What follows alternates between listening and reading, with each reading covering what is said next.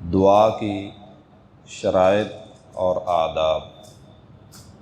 اللہ مالک الملک سے مانگنا، دعا کرنا، یہ عبادت ہے، اور عبادت کے لیے طریقہ مقرر کیا گیا ہے، اس کے آداب مقرر کیے گئے ہیں۔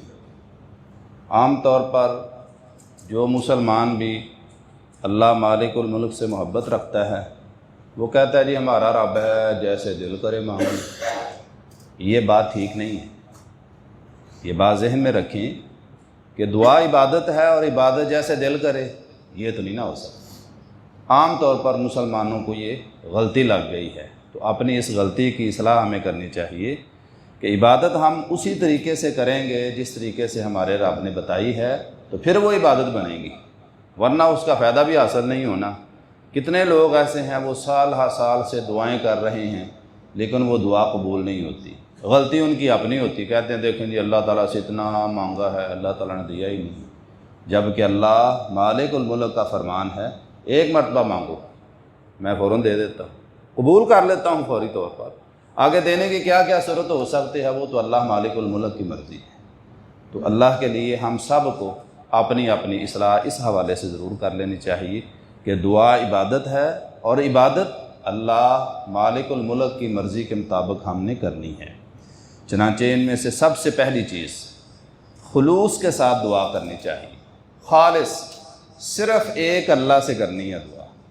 یہ نہیں ہے کہ آگے پیچھے دھکے مار مار کے اور سجدے کر کر کے ٹکرے مار مار کے تھک گیا ہے تو آخر میں کہتا ہے چلو دعا بھی کر کے دیکھ لیتے ہیں، ہو سکتا ہے کام ٹھیک ہو جائے۔ یہ کوئی دعا شوا کوئی نہیں ہے۔ تو دعا کے لیے سب سے پہلی اور بنیادی چیز خلوص ہونا چاہیے اندر، خالص، کہ میرا ایک رب ہے، میں نے اس سے دعا کرنی ہے اور میرے اس رب نے میری دعا قبول کرنی ہے۔ اس خلوص کے ساتھ انسان کو اللہ مالک الملک سے مانگنا چاہیے، دعا کرنی چاہیے۔ اللہ مالک الملک نے فرمایا فَادْعُوهُ مُخْلِصِينَ لَهُ الدِّينَ، پس اسے پکارو اس حال میں کہ اسی کے لیے دین کو خالص کرنے والے ہو۔ سب تعریف اللہ کے لیے ہے جو تمام جہانوں کا رب ہے۔ تو یہاں پر واضح طور پر یہ حکم دے دیا گیا ہے، ہم نے جب بھی دعا کرنی ہے بھلے آپ راہ جاتے ہی دعا کر لیں ایسے یا اللہ یہ دے دے، لیکن خلوص ہونا چاہیے۔ یہ نہیں کہ آپ پہلے وضو کریں گے پھر جو ہے نا وہ کافی ساری اللہ تعالیٰ کی تعریفیں کریں گے، پھر ہو سکتا ہے اللہ تعالیٰ مانے نہ مانے، اس طرح نہیں ہوتا۔ ایسے ہی راہ جاتے ہی آپ کو کوئی چیز یاد آ گئی ہے، آپ اللہ سے مانگنا چاہتے ہیں، ایسے ہی دعا کر دیں اے اللہ مجھے یہ دے، لیکن خلوص ہونا چاہیے، خالص، صرف اللہ مالک الملک سے۔ اسی طرح دوسری چیز یہ ہے ادب اور تواضع سے دعا کرنی چاہیے۔ ادب کے بھی کچھ تقاضے ہوتے ہیں، کچھ جو ہے نا فطرت کے تقاضے ہیں، کچھ شریعت کے تقاضے ہیں، کچھ معاشرے کے تقاضے ہیں۔ تو ادب کے دائرے میں رہتے ہوئے اللہ مالک الملک سے ہمیں دعا کرنی چاہیے، مانگنا چاہیے اور جھک جانا چاہیے، عاجزی ہونی چاہیے، انکساری ہونی چاہیے۔ یہ نہیں کہ انسان اپنے آپ کو سمجھے کچھ۔ مثال کے طور پر ایک بندہ اس نے رات کو نفل پڑھے ہیں، ایک پارہ اس نے تلاوت کی ہے، تو ایک پارہ تلاوت کرنے کے بعد وہ سمجھتا ہے ماشاءاللہ میری تو کیا بات ہے، میں بڑا نیک ہو گیا، ایک پارہ پڑھ لی ہے، اب میں جو مانگوں گا بس مل جانا ہے۔ کتنے ہی لوگ ہیں عمرہ کرنے کے لیے جاتے ہیں، حج کرنے کے لیے جاتے ہیں، تو وہ یہ سمجھ بیٹھتے ہیں کہ میں بڑے پاک سفر کے لیے نکلا ہوا ہوں، میں تو جو دعا کروں گا نا بس اللہ تعالیٰ نے قبول ہی کر لینی۔ تو اتنا اپنے آپ کو آگے نہیں لے جانا چاہیے۔ آپ جتنی مرضی اللہ تعالیٰ کی عبادت کر لیں، ہیں تو آپ اللہ تعالیٰ کے بندے ہی۔ انتم الفقراء الی اللہ، ہم تو پھر بھی فقیر ہی ہیں، محتاج ہی ہیں، تو اللہ کے سامنے پھر بھی جھکنا ہی ہے، اصل بات یہ ہے۔ تو دوسری چیز اللہ مالک الملک سے جب بھی ہم نے دعا کرنی ہے ادب کے دائرے میں رہ کر دعا کرنی ہے، اور جھک کر تواضع، عاجزی اور انکساری کے ساتھ دعا کرنی چاہیے۔ اللہ مالک الملک نے اس بات کا حکم بھی دیا، فرمایا ادعوا ربکم تضرعا وخفیا انہ لا يحب المعتدین، اپنے رب کو گڑ گڑا کر اور خفیہ طور پر پکارو، بے شک وہ حد سے بڑھنے والوں سے محبت نہیں کرتا۔ تو گڑ گڑا کر مطلب چپ کر، عاجزی کے ساتھ، انکساری کے ساتھ، ادب کے ساتھ اللہ مالک الملک سے دعا کرنی چاہیے۔ بہت سارے لوگ دعا بہت کرتے ہیں بلکہ کرتے ہی رہتے ہیں، کئی مرتبہ تو کر کر کے تھک بھی جاتے ہیں، لیکن ادب کے دائرے سے نکل جاتے ہیں۔ تو ادب کے دائرے سے جب انسان نکل جاتا ہے تو پھر دعا قبول نہیں ہوتی۔ یہ نماز ہم جب پڑھتے ہیں تو غیر المغضوب علیہم ولا الضالین جب ہوتا ہے تو اس کے بعد آگے دعا آمین، یہ دعا ہے کہ اے اللہ تو قبول فرما لے۔ کوئی سارا ہی زور لگا دیتے ہیں، یہ تو ادب تو نہیں ہے، یہ تو ادب کے دائرے سے انسان نکل گیا۔ ہاں آواز اونچی ہونی چاہیے، نبی صلی اللہ علیہ وسلم کی آواز اونچی ہوتی تھی لیکن ادب کے دائرے میں ہوتی تھی۔ بہت سارے مواقع پر لوگ اسی طرح کرتے ہیں۔ اکثر لوگ یہ نبی صلی اللہ علیہ وسلم کا نام لیتے ہیں، علی رضی اللہ تعالیٰ عنہ کا نام لیتے ہیں تو ادب کے دائرے سے ہی نکل جاتے ہیں۔ یہ بات ٹھیک نہیں ہے۔ جب بھی آپ اللہ مالک الملک سے دعا کریں تو ہمیشہ اس بات کی طرف بھی توجہ رہنی چاہیے کہ میں ادب کے دائرے میں رہوں اور اللہ تعالیٰ کے سامنے گڑ گڑا کر، جھک کر، عاجزی اور انکساری کے ساتھ دعا کروں۔ تیسری چیز جو ہے اس کی طرف بھی تھوڑی توجہ رکھنی چاہیے کہ خوف بھی ہونا چاہیے اور طمع، لالچ اور شوق بھی ہونا چاہیے دعا میں۔ ایک طرف یہ خوف بھی ہونا چاہیے کہ اللہ مالک الملک رب العالمین ہے، وہ پکڑ سکتا ہے۔ میں نے اگر غلطی کر لی ہے، میں اب دعا کر رہا ہوں تو یہ خوف اپنی جگہ پہ رہنا چاہیے، ہو سکتا ہے اسی ایک غلطی پہ اللہ تعالیٰ پکڑ لے۔ اور دوسری طرف یہ طمع اور لالچ بھی ہونا چاہیے، وہی تو ایک رب ہے نا جس نے معافی کرنا ہے، غلطی تو مجھ سے ہی ہوئی ہے نا، میں اس رب کا بندہ ہوں۔ ان دونوں چیزوں کے درمیان میں رہنا چاہیے۔ نہ بندہ ڈرتا ہی رہے، ڈرتا ہی رہے، ڈرتا ہی رہے، بس اس کو کوئی شوق ہی نہ ہو اللہ تعالیٰ کی طرف، یہ بھی ٹھیک نہیں ہے۔ اور نہ یہ ہے کہ ڈر کو چھوڑ ہی دے اور شوق ہی شوق ہو، بس میرا رب ہے، میں جیسے مرضی دعا کروں، بس میں پکاروں گا میرے رب نے مجھے دے دینا، یہ نہیں ٹھیک۔ میانہ روی اختیار کرنی چاہیے، خوف اپنی جگہ پہ رہنا چاہیے، اپنے اعمال کو دیکھ کر انسان کو خوف ہونا چاہیے۔ اللہ تعالیٰ نے جہنم بھی تو تیار کی ہوئی نا، عذاب بھی تو ہیں، مجرموں سے اللہ تعالیٰ انتقام لیتے ہیں، یہ خوف اپنی جگہ پہ رہنا چاہیے۔ اور دوسری طرف ان رحمت اللہ قریب من المحسنین، جو اللہ کے نیک بندے ہوتے ہیں، محسن لوگ ہوتے ہیں، صالح لوگ ہوتے ہیں، اللہ کی رحمت تو قریب ہوتی ہے ان کی۔ یہ شوق بھی ہونا چاہیے کہ اللہ تعالیٰ کی رحمت میرے اوپر برسنی ہے۔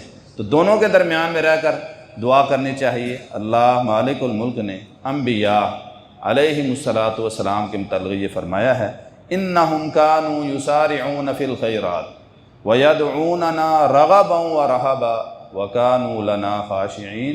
بے شک یہ جو انبیاء کی جماعت تھی، سارے ہی انبیاء، ان کا کام کیا تھا؟ وہ نیکیوں میں بہت جلدی کرتے تھے۔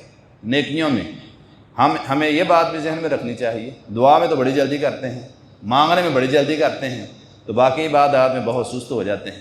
وہ تمام قسم کی نیکیوں میں انبیاء بہت جلدی کیا کرتے تھے اور ہمیں رغبت اور خوف سے پکارتے تھے۔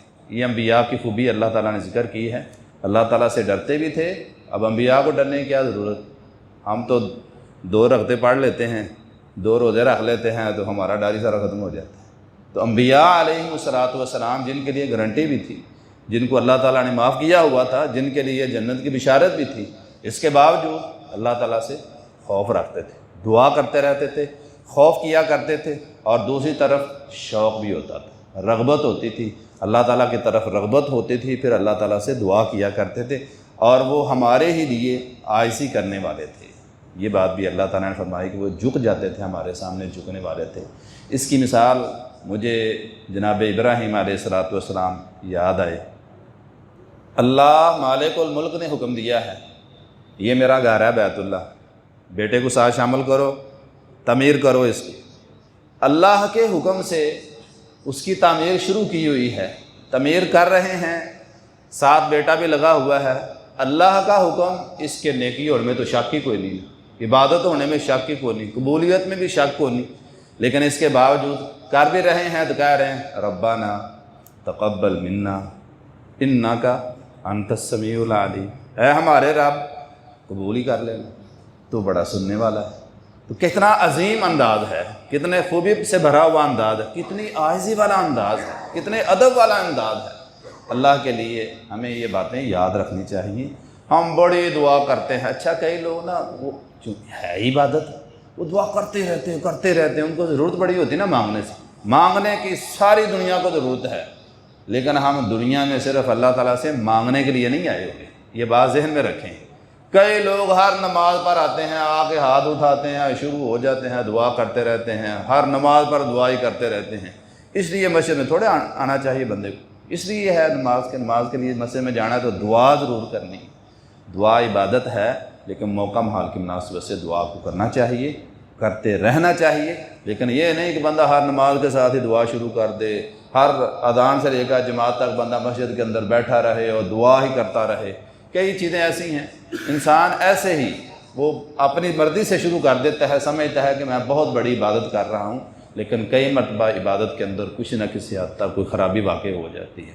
ہمیں دوسری باتوں کا بھی خیال رکھنا چاہیے۔ مسجد میں آئے ہیں تو ہم دعا کرنے کے لیے صرف نہیں آئے، ہم نفل پڑھنے کے لیے بھی تو آئے ہیں، تلاوت کرنے کے لیے بھی آئے ہیں، اللہ تعالیٰ کے سامنے لمبے سجدے کرنے کے لیے بھی تو آئے ہیں، لمبا رکوع کرنے کے لیے بھی آئے ہیں۔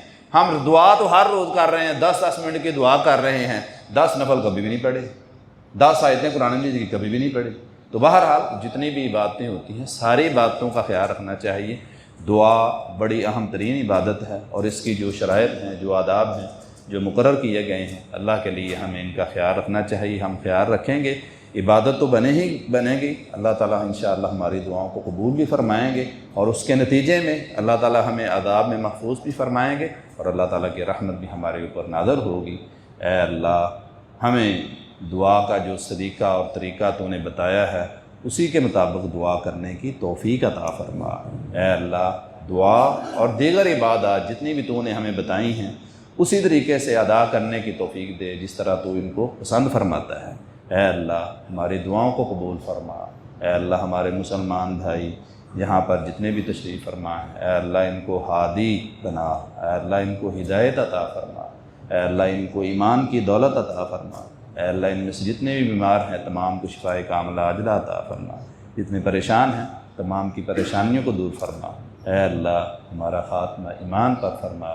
ربنا تقبل منا انك انت السميع العليم وتب علينا انك انت التواب الرحيم۔ سبحان ربك رب العزة عما يصفون وسلام على المرسلين والحمد لله رب